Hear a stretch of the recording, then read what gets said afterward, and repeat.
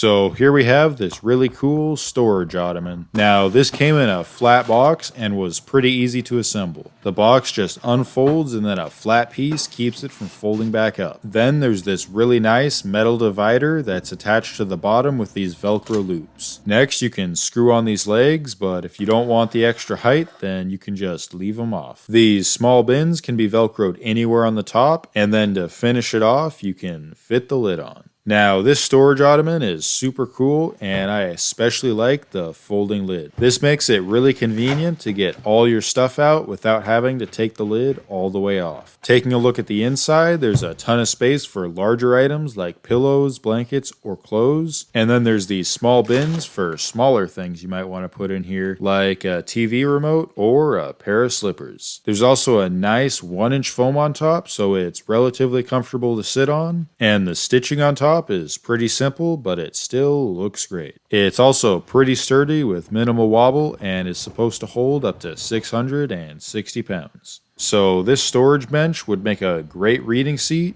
or if you take the legs off, it would make a great footrest next to a couch. Now, if you're looking for an easy storage solution to hide some extra blankets, or just want a nice bench, then this is definitely one to take a look at.